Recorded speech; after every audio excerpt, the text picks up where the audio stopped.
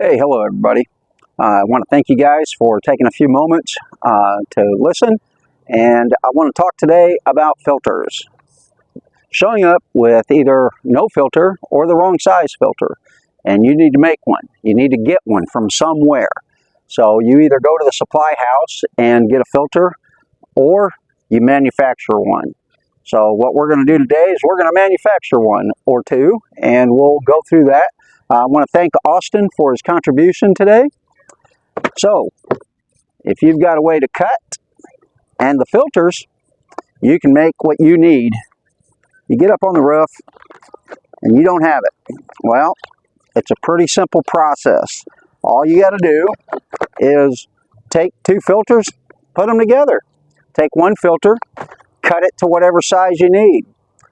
This is a 30 by 30, and you need to make it, a 20 by 30. Whatever it is that you need to make, you can do it with an oversized filter and a pair of shears, or two undersized filters that you put together. So to cut a filter, it's pretty simple. It's paper, and you can just mark it out, measure it out, however you want to get to your dimension that you need, and cut it. So it's not very difficult to cut these. I have found that if I cut the paper first in the line that I want, the paper cuts a whole lot easier and a little bit straighter. So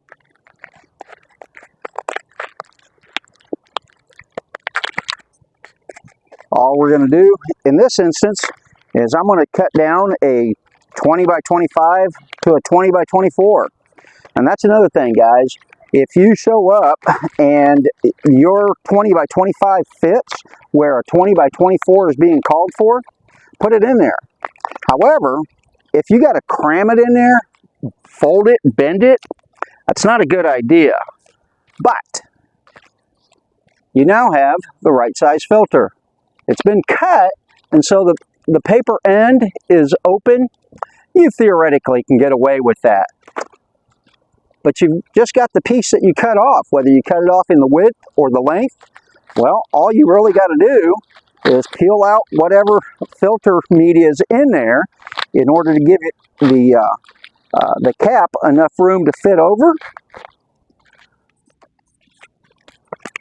And you have now manufactured the filter size that you needed without going to the supply house and without leaving your client in a lurch. Just that simple. You can go a step further. You can tape it. You can wrap it all the way around. You can just do the end. However you want to do it. And that will be secured on there. And voila, you've now manufactured what you need on the site without having to go to the supply house and without having your client do without. Simple, but this will save you in a lurch.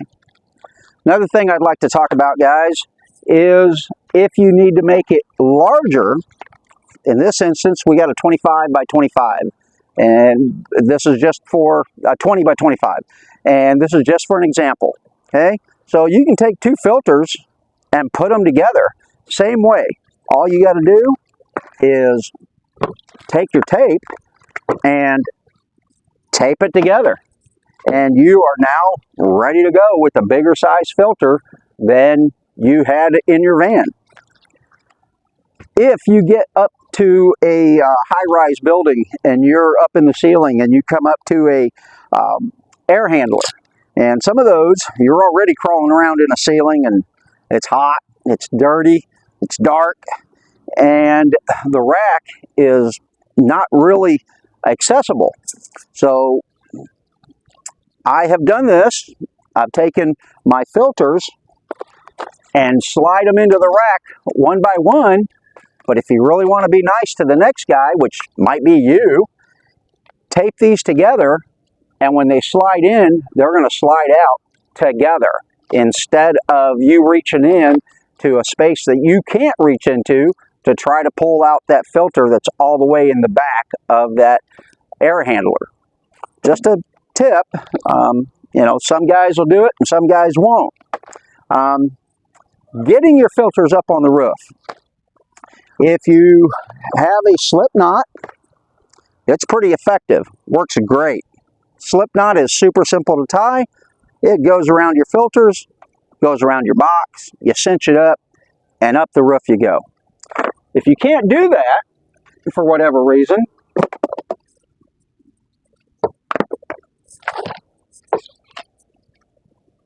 get you a hook. You can put the hook on the end of your rope with any kind of a simple knot, and that will now allow you to pull things up and down off of that roof.